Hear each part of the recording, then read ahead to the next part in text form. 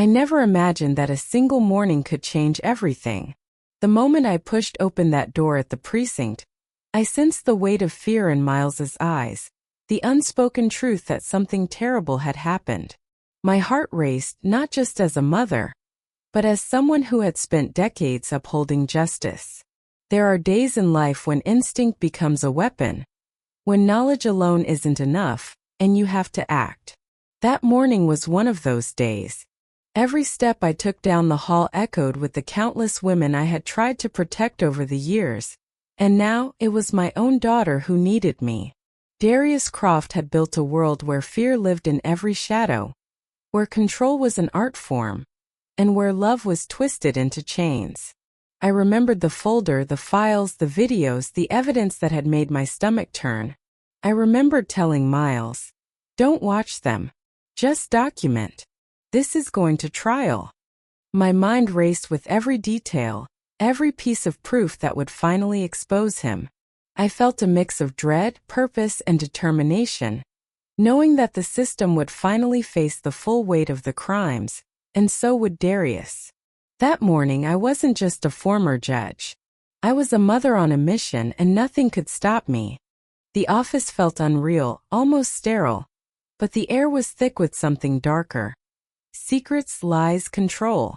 Every drawer I opened, every file I touched, whispered fragments of Skylar's pain. And then I found it. A manila folder that made my blood run cold. Photographs. Private medical records. Stolen documents. Everything Darius had collected, meticulously, obsessively, to ensure no one could escape him. To ensure that every step she took could be monitored, manipulated, weaponized. I called Miles over, my voice shaking but resolute.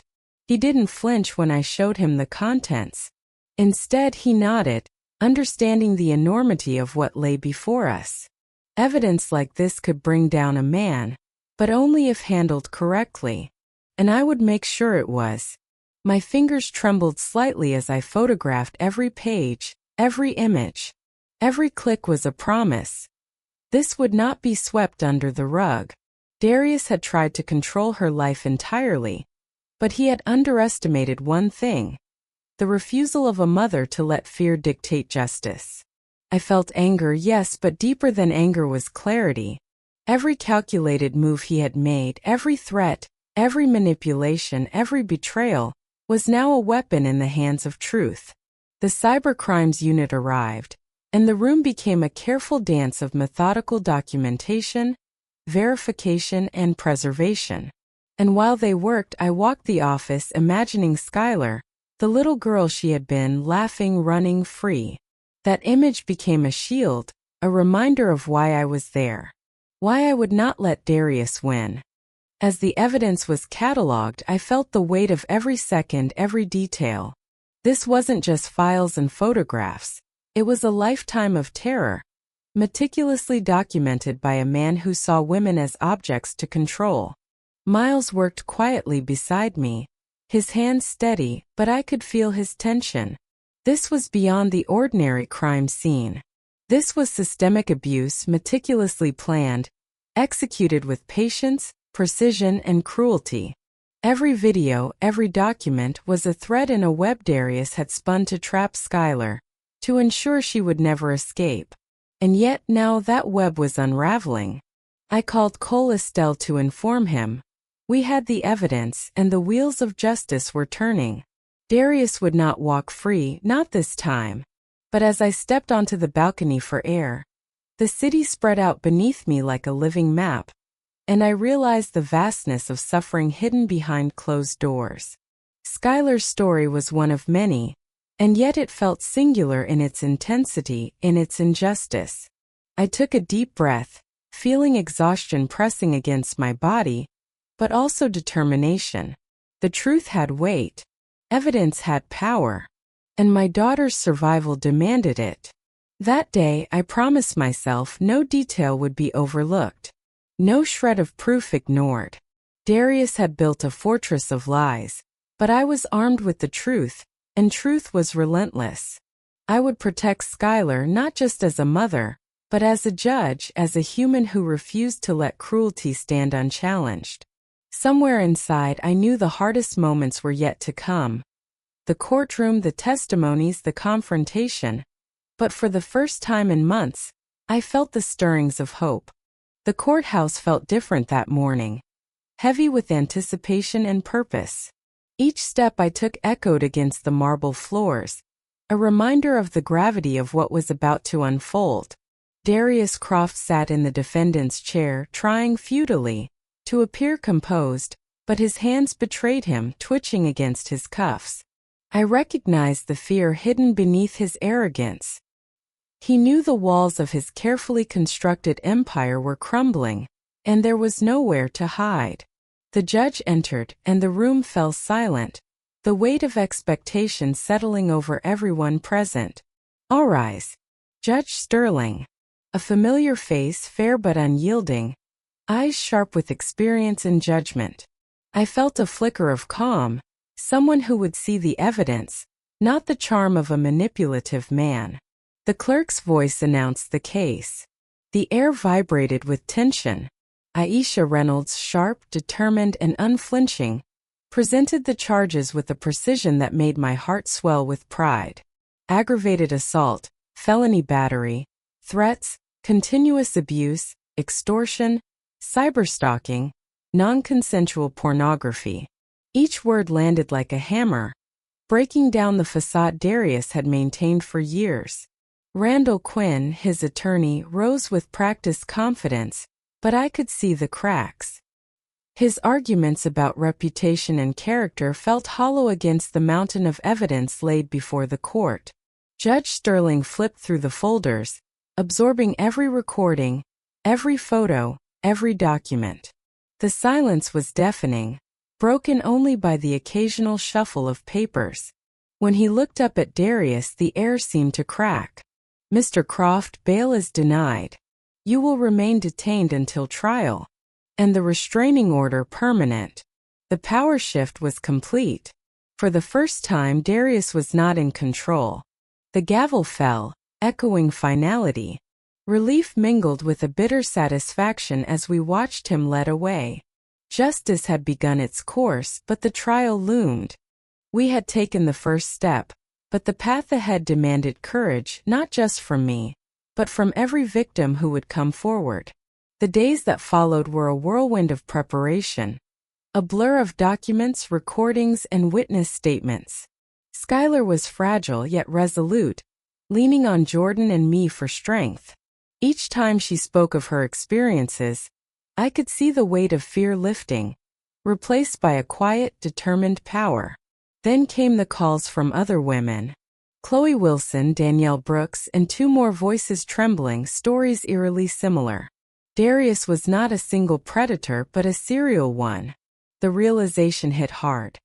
5 women, 5 lives scarred by the same man, each suffering in silence, each thinking they were alone.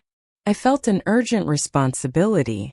We had to bring them together, to show them they were not isolated, that their voices combined could shatter his web of control. Aisha coordinated a private meeting at the district attorney's office. The room was tense at first, strangers sitting in uncomfortable silence. But as the first words were spoken, I thought it was just me. A wave of recognition passed through the group. Each woman shared her story, the details different, the pattern the same. Isolation, manipulation, threats, abuse, and relentless control. Skylar listened, tears streaming, but something had shifted. Gratitude, relief, understanding. She realized she wasn't weak. She wasn't crazy. She had survived. They embraced, strangers united by shared trauma, but also by shared hope. In that room, the true power of testimony revealed itself. The system might fail, but together they were stronger than any manipulator. I watched, quietly moved, as fear transformed into courage. And in that moment, I knew the trial would not just be about proving guilt. It would be about giving these women the justice they deserved, the recognition of their truth, and the closure that had eluded them for far too long. The fight was far from over, but for the first time, hope was tangible. The trial day arrived with a weight I hadn't felt in years. The courthouse buzzed with reporters, activists, and families who had come to witness justice in motion. Skylar sat in the front row, shoulders squared, her hands gripping Jordan's tightly. She looked fragile, yet there was a quiet strength in her eyes, a determination I hadn't seen since the night I discovered Darius's files. Darius entered, handcuffed, his confident, polished facade stripped away. He looked smaller, diminished, shadows under his eyes, defeat etched into his posture. Aisha moved with calm authority, her briefcase heavy with evidence, her presence radiating control and confidence. Every step we had taken, the seizures, the recordings, the testimonies, the meetings with the other victims, led to this room. I felt a tremor of anxiety. Could the jury see what we had seen? Could they grasp the sheer magnitude of his manipulation, his calculated cruelty? Skylar's gaze met mine. She whispered, "I'm ready." I squeezed her hand. I believed her. The courtroom fell silent as the proceedings began. Aisha started methodically, presenting the evidence piece by piece, showing the jury the meticulous files, the recordings, the medical reports, the statements from neighbors and colleagues. Each detail illustrated the pattern, the obsession, the systemic control he had exerted over Skylar and others. Darius's attorney tried to challenge, to poke holes, to sow doubt. But the facts were relentless. Every email, every video, every document backed the narrative of a man who had built a cage around his victims, and who had done so repeatedly. I could feel Skylar's tension easing slightly as the truth took shape in the room, as the jury absorbed the reality of what had been done to her, to all of them. The stage was set. The most crucial moment was approaching. Skylar would testify, and the world would hear her story, her voice, her truth. The moment Skylar took the stand, the entire courtroom seemed to hold its breath. She walked slowly, deliberately, her head high, shoulders back, as though she were claiming space she had long been denied. She was no longer the frightened, trembling woman from that night at the precinct. She was a survivor, a force forged through pain and resilience. Aisha guided her gently, asking questions that allowed Skylar to tell her story without being overwhelmed. "Can you tell us when the abuse began?" Skylar's voice was steady but soft. "3 months after we were married," she began. "It started small. Push, a slap. Apologies, flowers, promises. Each time it happened, it escalated. Each time I believed it would never happen again, but it did. And every time it was worse." The jury leaned in.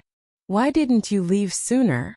A question everyone asks, never understanding the labyrinth of fear and control abuse creates. Skylar met their eyes, unflinching. "Because I was afraid. Because Darius controlled everything, my money, my friends, my career. He isolated me until I had nowhere to go. When I tried to escape, he found the recordings I had secretly made. He threatened to destroy me, said no one would believe me. He almost succeeded." Her voice cracked. The courtroom absorbed every word, the gravity of her experience palpable. When the public defender tried to undermine her credibility, questions about anxiety, psychiatric help, accidental injuries, Skylar's answers cut through the lies with precision and courage. Accidental cigarette burns? Accidental broken ribs? Accidental marks from ligatures? None of it was accidental. It was all deliberate, calculated, designed to break me. Silence fell. She left the stand with her gaze fixed ahead, ignoring Darius, who no longer had power over her. In that moment she was free, not just from his control, but from the fear that had shadowed her every step. One by one, the other victims were called to the stand. Each woman carried her own story, her own pain, but together they formed a tapestry of survival and courage. Chloe spoke first, her hands trembling as she recounted the years of isolation, the manipulation that made her doubt herself, and the months she had spent running from Darius, always looking over her shoulder. "I thought I was alone," she said softly, voice breaking. But I wasn't. And I won't let him do this to anyone else. Danielle Brooks followed, recounting the destruction of her career, the sabotage of projects, lies whispered to her boss, and the feeling of powerlessness as her life was systematically dismantled. The jury listened, faces somber, some with tears glistening.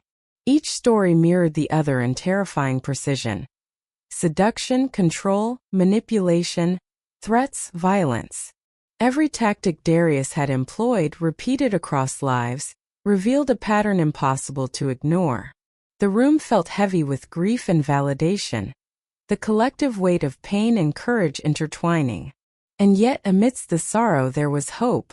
With every voice, the fear that had silenced these women began to crumble. The forensic expert explained the digital evidence, the files, the hidden videos, the meticulously catalogued abuse. Darius had created a system, a machine of control, but now it was exposed. Aisha's closing argument was precise, unflinching. She walked before the jury, pointing to the evidence, recounting the testimonies, showing how every piece of this puzzle demonstrated a serial predator who wielded power, money, and manipulation to trap women. He didn't lose control in moments of rage, she said, voice steady and firm. He planned it, executed it, repeated it, and for years he got away with it, until today. The courtroom was silent, the weight of truth undeniable. Darius slumped in his chair, defeated, a shadow of the man he once pretended to be. For the first time the victims could breathe. They were seen. They were heard.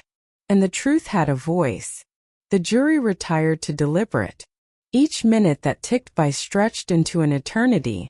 Skylar sat with Jordan and me, hands clasped tightly, her body tense with anticipation.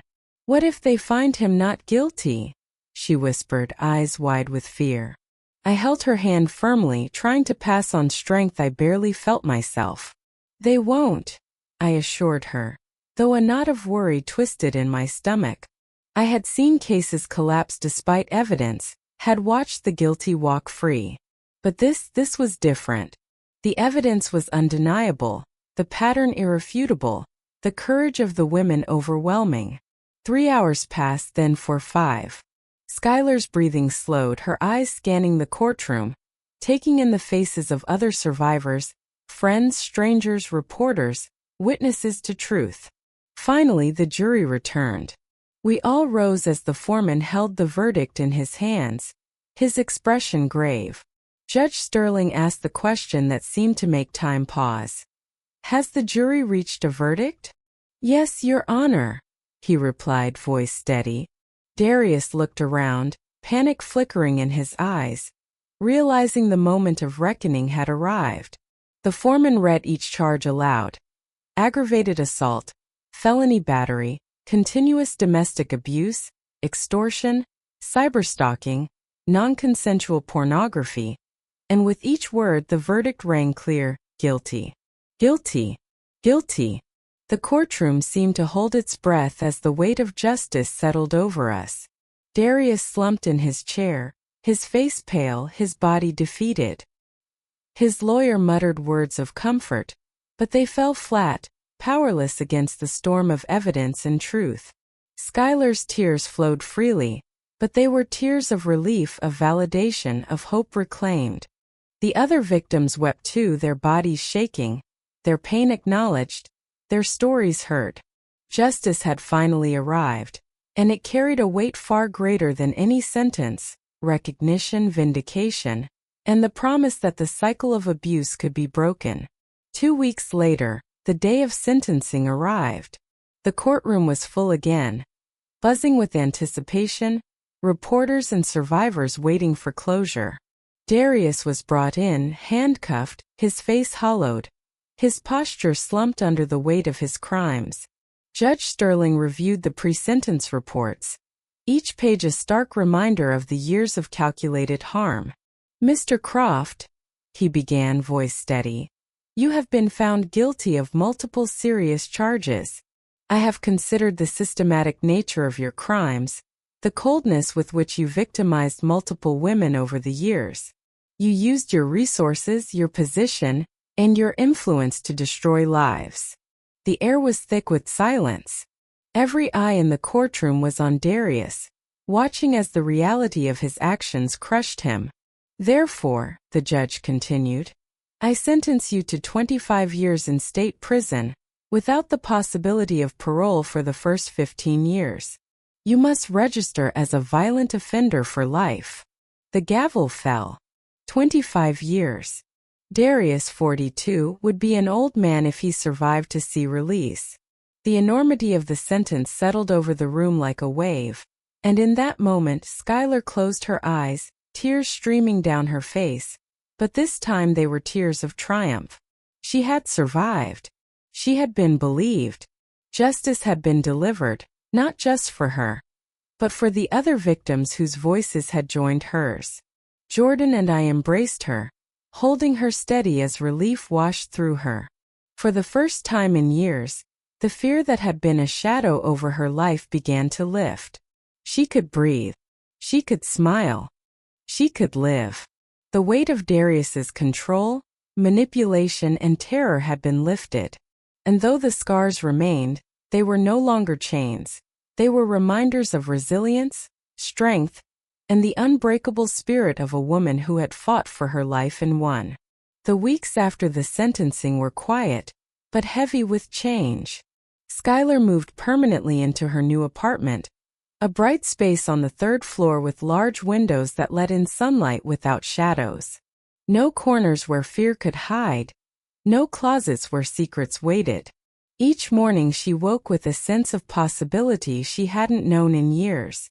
Jordan visited every weekend, carrying groceries, stories, laughter, and warmth. Together they cooked, cleaned, and shared moments of ordinary life that felt extraordinary simply because they were safe. I came on Wednesdays bringing coffee, sitting on the balcony with her as the city stretched out beneath us, a living map of endless stories. The world was moving forward, and finally so was she. One Tuesday afternoon Skylar called. Her voice, lighter than I had heard in years, held a tinge of excitement. Mom, can you come over? There's something I want to show you. I arrived in 20 minutes. She opened the door, and the first thing I noticed was her smile. Real, unguarded, bright. On the table lay papers I recognized immediately, the divorce decree. Official, final, sealed.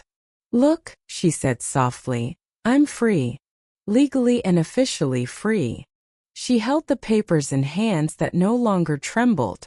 I hugged her, feeling the release in her body, the first deep, full breath she had taken in years. I'm so proud of you, I whispered, my own voice shaking with emotion. Of your strength, your courage, your survival. Skylar pulled back, wiping away tears, but this time they were tears of triumph. I don't just survive anymore, Mom. I'm living. Really living. After the divorce papers, Skylar's energy shifted. The fear that had weighed on her for years began to lift, replaced by something fragile but powerful. Hope. She started writing, at first in hesitant, messy notes, her hands trembling as she poured out memories she had buried. Each word was a step toward reclaiming herself. She wanted to turn her pain into something meaningful, something that could help others. I sat beside her, offering guidance, encouragement, but mostly quiet support. Aisha suggested that sharing her story publicly could create awareness, that it could empower women who felt trapped and voiceless. Skylar's eyes lit with determination. She agreed cautiously and began planning her book. She wanted it raw, honest, unfiltered. Something that would show the reality of abuse, the slow erosion of confidence, the fear, the isolation, but also the eventual triumph, the reclaiming of power. She started giving talks at women's shelters, then colleges. Each time she shared, I watched the faces of those listening. Young women, mothers, survivors, absorbing every word, nodding, crying, and finding the courage to speak. With each talk, Skylar became not just a survivor, but a beacon. The other victims healed alongside her. Chloe launched a nonprofit to support survivors. Danielle returned to school and focused on her career again. Each woman found a piece of herself that Darius had tried to destroy, each reclaiming life on their own terms. I saw strength ripple through them, and through Skylar, I saw a reflection of hope that I hadn't dared to expect. For the first time, the cycle of silence, of fear, of control was breaking. Together, these women were rewriting their story, one of courage, resilience, and unstoppable determination. Some afternoons, I would visit Skylar in her new apartment, sunlight streaming through wide windows, filling the space with warmth she hadn't felt in years. We'd sit on her balcony, coffee in hand, and talk about everything and nothing. Plans for the future, small joys, dreams long deferred. It was normalcy, but for her it was revolutionary. The fear that had once clung to her skin like a second layer was gone, replaced by a cautious, radiant confidence. One Tuesday she called me urgently. "Mom, come over. I have something to show you," she said, her voice lighter, tinged with excitement. When I arrived, she greeted me with a smile I had not seen in a long time. A real smile, unguarded, genuine. On the table lay the divorce decree, stamped and official. She was legally, undeniably free. Her hands, once trembling with anxiety and fear, held the paper steady. "I'm free," she whispered, tears glistening in her eyes. "Really free." I hugged her tightly, feeling the weight of her years of suffering, the years I couldn't fully shield her from, lift slightly in that embrace. She looked at me, voice quivering but strong. "I need to share my story, not just for me, but for every woman who's been silenced, for every survivor who's been too afraid to speak." And in that moment I realized that the journey wasn't just about justice. It was about reclaiming life, turning trauma into a torch that could light the way for others, showing them that survival was possible, and beyond survival a new vibrant life awaited. Skylar began giving talks at women's shelters and community centers, her voice trembling the first few times, but growing stronger with every story she shared. She spoke not only of abuse, but of survival, strategy, and reclaiming agency over one's life. Each word she uttered was a lifeline for someone listening, someone who had spent months, or years, thinking they were alone. Chloe, Danielle, and the other survivors joined her, forming a network of strength that was impossible to ignore. I watched from the back, my chest tight with pride and lingering sorrow, as my daughter, once terrified and silenced, became a beacon. They shared practical tips: how to document evidence, reach out safely, understand red flags, and just as importantly, they shared hope. Skylar's story became more than a personal testimony. It was a manual for courage, a testament to resilience. I remember one moment vividly. A young woman, eyes wide with tears, approached Skylar after a talk. "I thought it was my fault," she whispered. Skylar took her hands in hers, the same hands that had once trembled in fear, and said, "No, you did what you could to survive. That isn't shame, it's strength. And you are not alone anymore." Watching that exchange, I understood fully what all our struggle had been about. Giving voice to the silenced, visibility to the invisible, justice to those who had long been denied it. Each talk, each meeting, each small victory reinforced the truth that trauma could be transformed into purpose, fear into action, and survival into advocacy. Life slowly began to settle into a rhythm that didn't feel forced or fragile, but deliberate, intentional. Skylar moved permanently into her sunlit apartment, each morning greeting her with a quiet promise of freedom. The walls, once bare and shadowed, were now filled with small touches of her personality. Plants on the windowsill, framed photographs, books stacked haphazardly but lovingly. Jordan visited every weekend, bringing laughter, warmth, and the simple joy of shared meals. I came on Wednesdays, sharing coffee on the small balcony, our conversations drifting from serious reflections to the lightness of mundane chatter. Movies, plans, dreams long neglected. Skylar began to rediscover herself. The Skylar who loved painting, who wrote stories in the margins of notebooks, who could laugh without caution. The shadow of Darius's control slowly receded, replaced with a palpable sense of agency and self-worth. One Tuesday afternoon she called me urgently, her voice carrying excitement I hadn't heard in years. I arrived to find her beaming, holding official papers. The divorce decree, finally processed, sealed, and undeniable. "I'm free, Mom," she whispered, her hands steady, no longer trembling. That moment wasn't just legal, it was symbolic. Every fear, every threat, every moment of captivity had finally ended.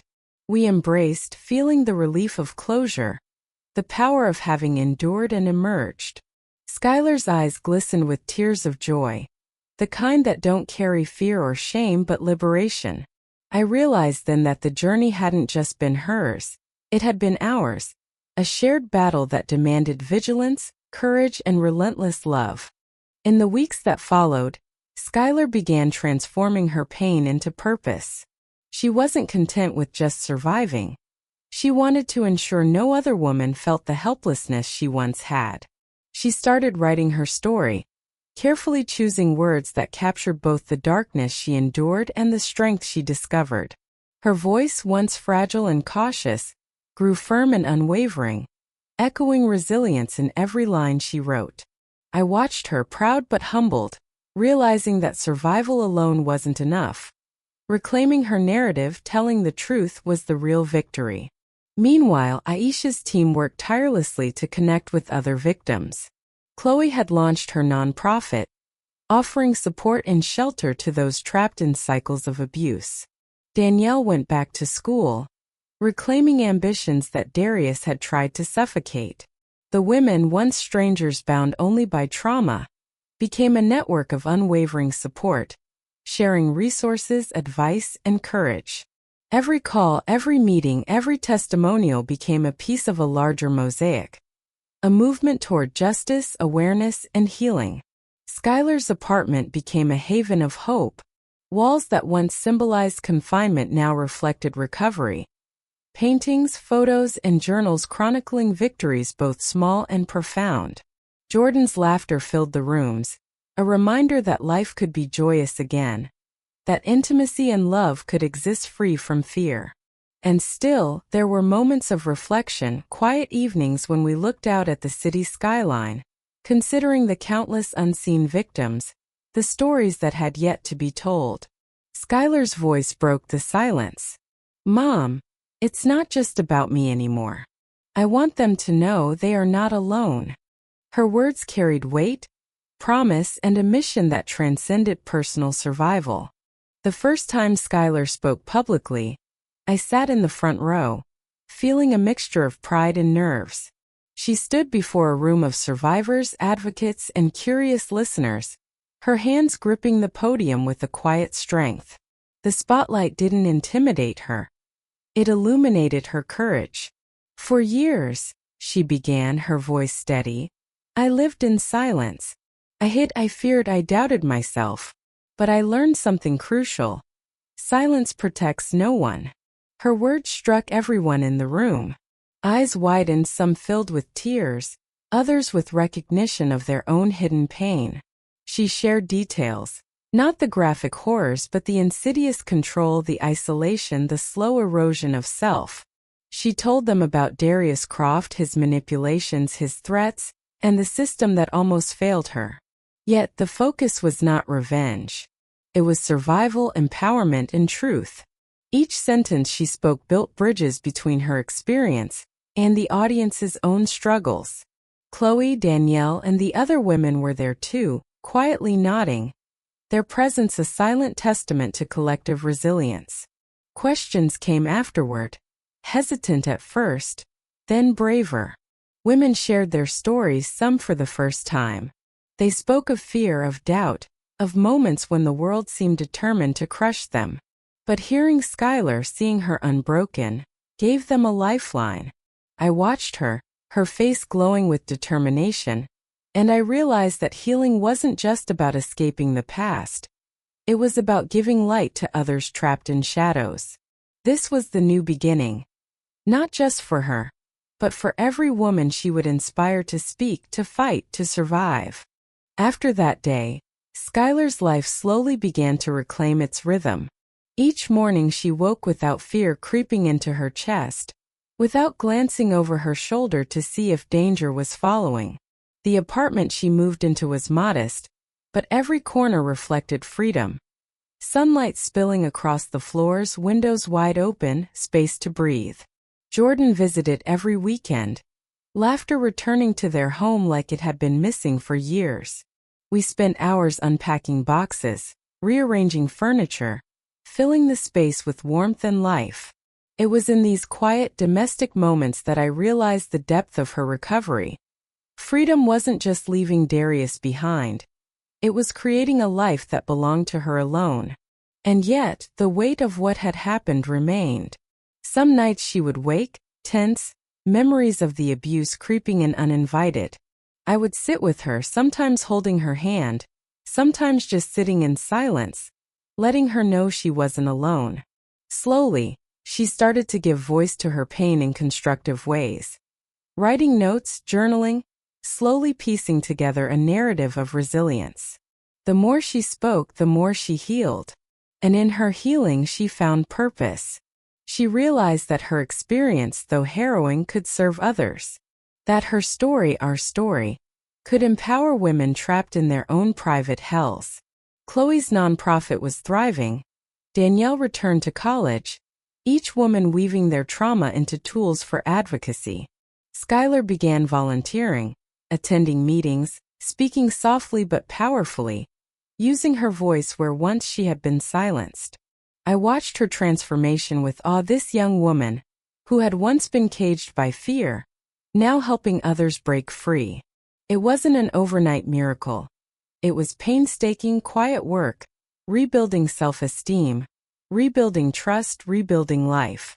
There were mornings I would sit on Skylar's balcony, coffee in hand, watching the city wake up, feeling a profound sense of relief and gratitude.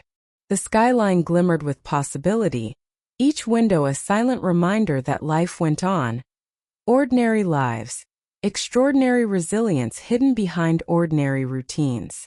Skylar joined me one morning, her hair catching sunlight, a quiet smile on her face. "Mom," she said, "sometimes I still wake up and for a second I feel like it could all come back." I nodded, understanding.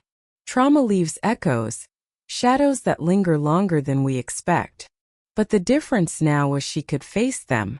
She had tools, support, love, and the unwavering certainty that she had survived.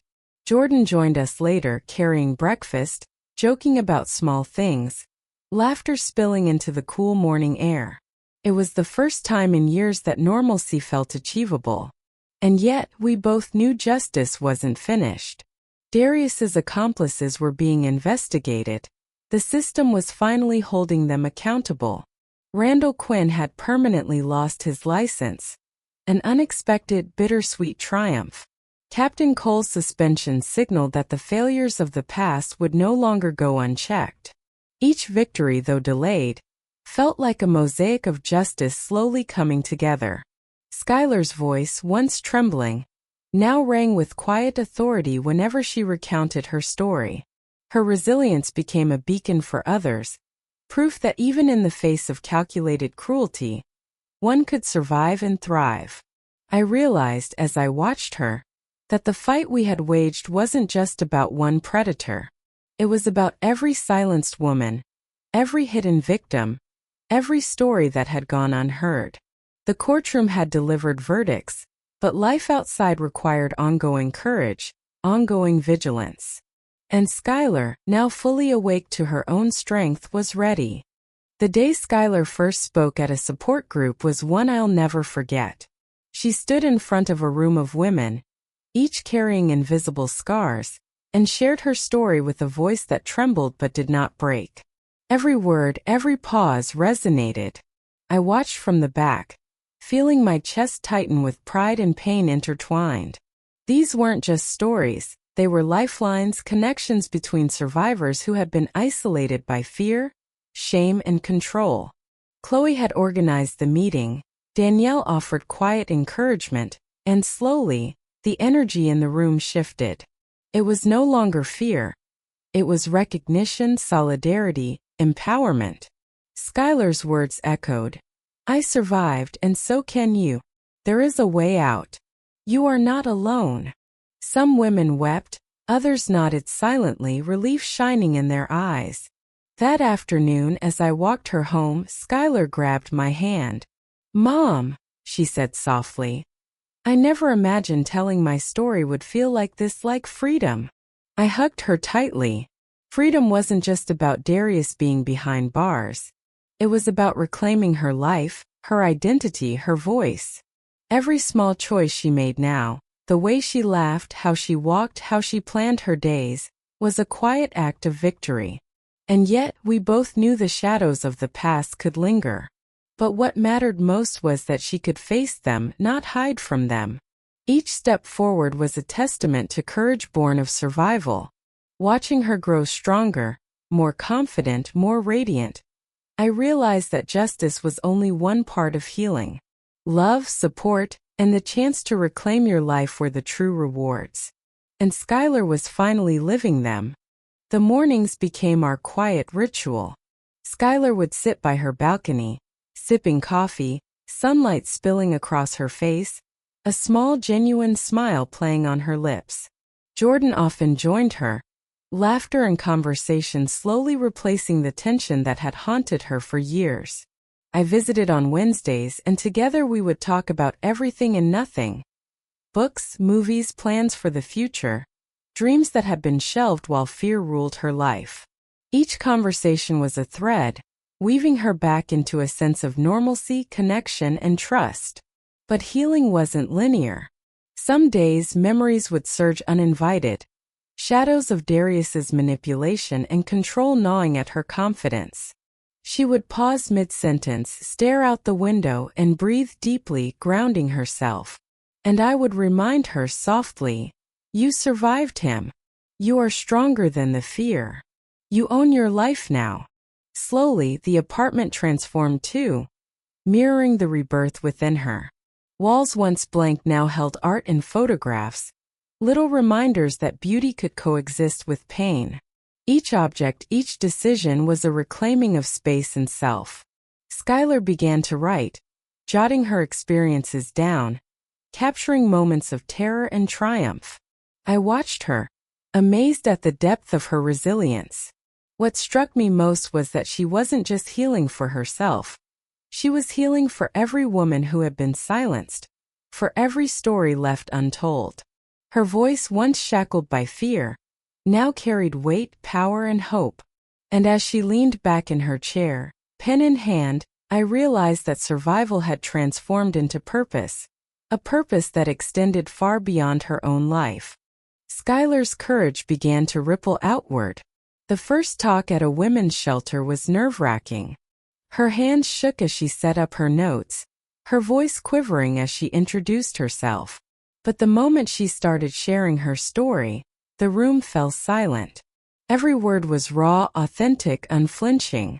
She spoke of fear, of isolation, of the relentless control Darius had wielded, but she also spoke of the small victories, the recordings she made in secret, the quiet planning of her escape, the determination that had refused to let her be silenced. As she talked, I watched women in the audience nod, tears sliding down cheeks, some gripping the edge of their seats as if holding on to hope itself. They whispered to each other, "I felt the same. I'm not alone." By the end, a profound energy filled the room. Grief, yes, but also solidarity and strength.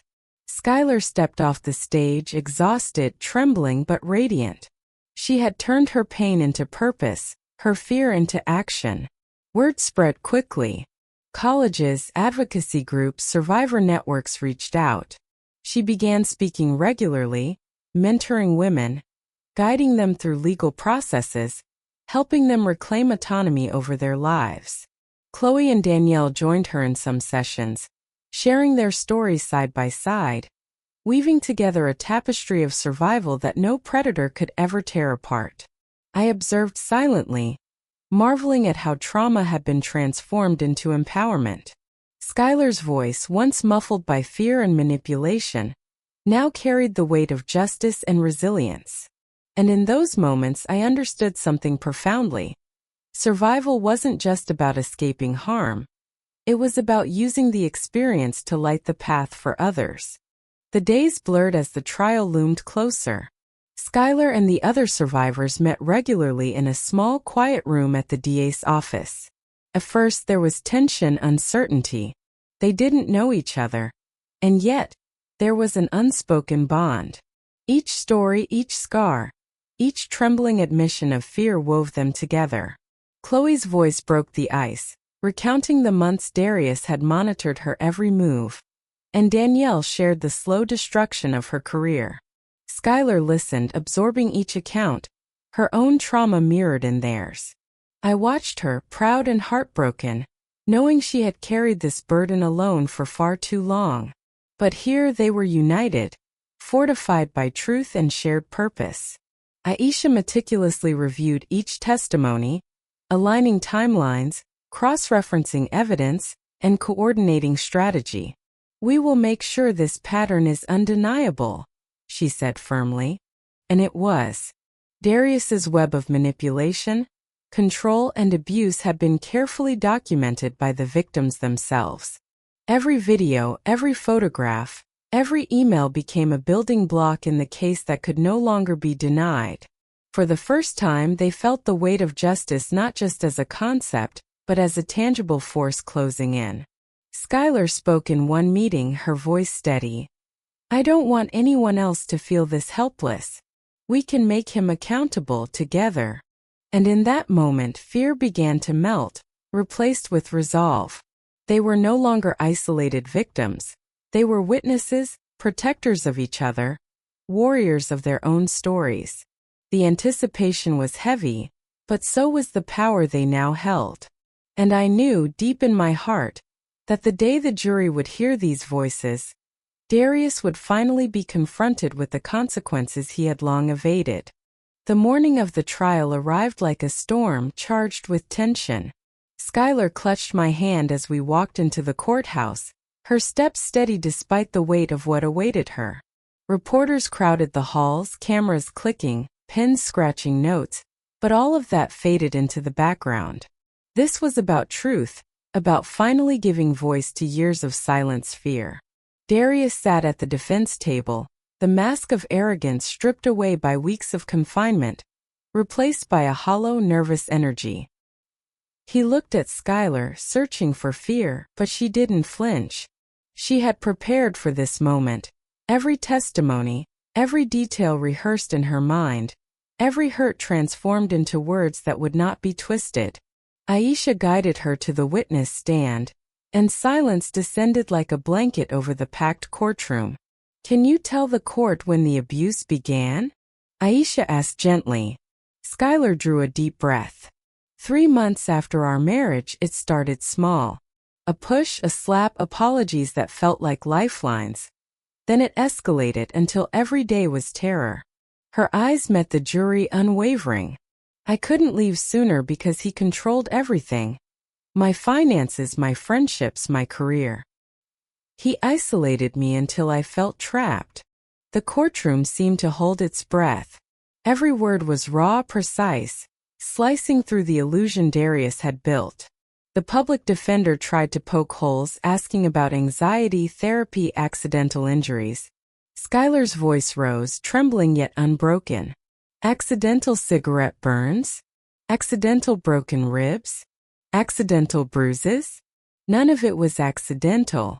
It was deliberate, calculated to break me. The room went silent again. The power she had feared losing now radiated from her. She was not a victim, not anymore.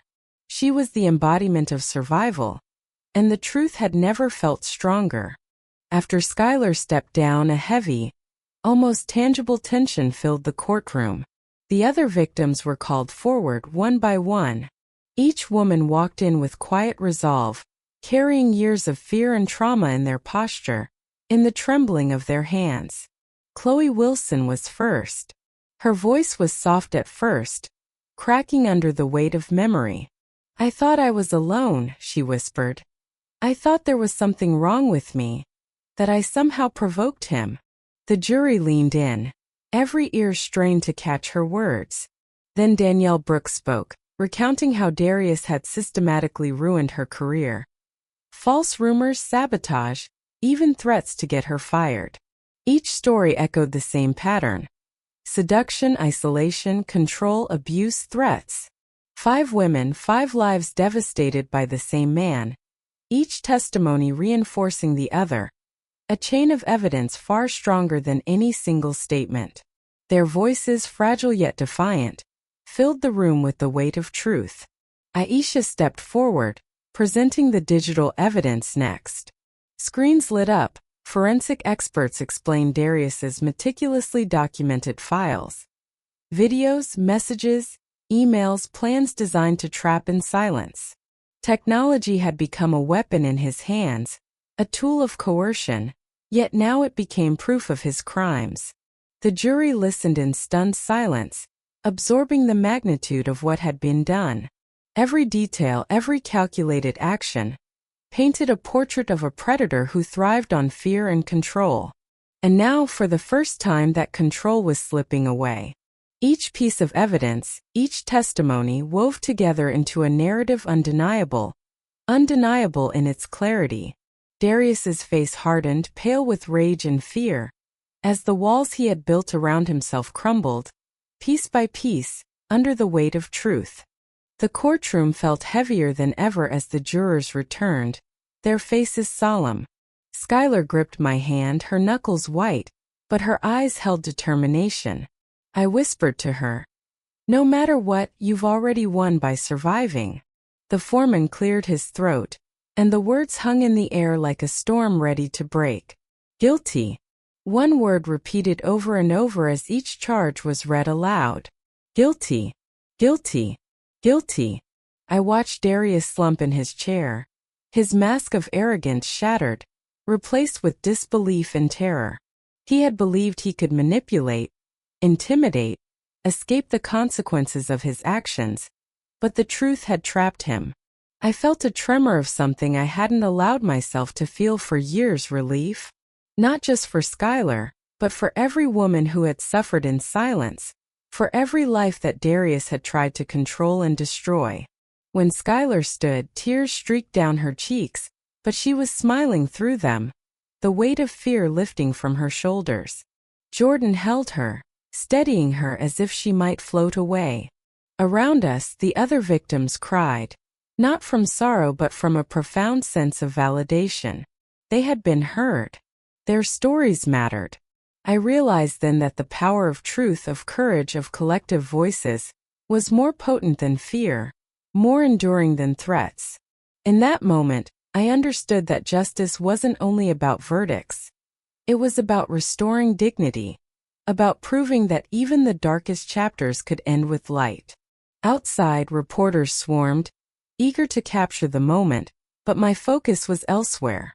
Skylar, finally free, radiating strength that came not from revenge, but from survival. Skylar's first days back in her apartment were quiet, almost painfully so. The space was hers now, every corner untouched by fear, every window letting in light that had been denied her for so long. I watched her unpack, carefully placing her belongings, reclaiming what had been stolen by years of control and abuse. Jordan stayed close, offering help and comfort without judgment, a silent guardian through her fragile first steps toward normalcy. I sat on the balcony, coffee in hand, reflecting on how fragile life could be, how quickly control could be stripped away by a single act of courage. The phone rang. It was Chloe. She had reached out, ready to testify, ready to face the past. Hearing her voice, trembling but firm, reminded me that the battle wasn't just over for Skylar. It was for every woman who had been silenced. We coordinated meetings, support, therapy, ensuring no one would feel alone in facing what they had endured. Slowly, a network formed, survivors finding strength in each other, realizing that fear could be confronted and broken. I marveled at their resilience. Skylar joined me on the balcony one evening, her eyes bright, full of a hope I hadn't seen in years. "Mom," she said softly, "I think I'm ready to tell my story. Not just for me but for them too." I nodded, a lump forming in my throat. This was the moment I had been waiting for. Not the courtroom victory, not the sentencing, but the rebirth of a woman who had been caged for far too long, emerging stronger, unbroken, and ready to fight for others. The weight of the past was still there, but it no longer defined her. She was reclaiming her life, one deliberate step at a time. The day Skylar decided to speak publicly was quiet at first. We sat together in the living room, sunlight streaming through the windows, the city humming softly outside. A stark contrast to the storm she had lived through. She held the microphone in her hands as if it were a lifeline, a bridge between fear and freedom. Her voice wavered at first, fragile, uncertain, but as she spoke, the tremors faded. She recounted the years of isolation, manipulation, and violence, each word a defiance against the man who had tried to steal her life. I watched, my chest tight, as her strength grew with every sentence, as the story transformed from confession into empowerment. The camera captured her tears, her pain, but also her resilience. Chloe, Danielle, and the other survivors joined her virtually, their testimonies intertwining with Skylar's, forming a tapestry of courage that no predator could unravel. The comments streamed in, messages of solidarity, gratitude, and hope. Women who had been silent for years began to speak, inspired by the courage on the screen. It was more than a story. It was a movement, proof that even the darkest past could be reshaped into light. Later that night, Skylar turned to me, exhausted but glowing. "Mom, I never imagined this," she whispered. I hugged her tightly. "You've always been brave. You just needed to see it in yourself." That moment, that quiet recognition of strength born from survival, was more powerful than any courtroom verdict. The scars remained, but they were no longer chains. They were reminders of her victory, her journey, and the unbreakable spirit she had nurtured through every trial. The weeks following the public testimony were surreal. Skylar began to reclaim parts of her life that Darius had tried to erase. She returned to her favorite cafe, walked the streets she had once avoided, and even laughed. A soft, hesitant sound at first, but real. I watched her rediscover small joys, the little things that make life worth living. Sunlight on her face, the warmth of coffee in her hands, the sound of Jordan's laughter echoing through the apartment. Therapy sessions brought new revelations, and slowly, the heavy burden of fear began to lift. Skylar started writing her book, tentatively at first, then with increasing confidence.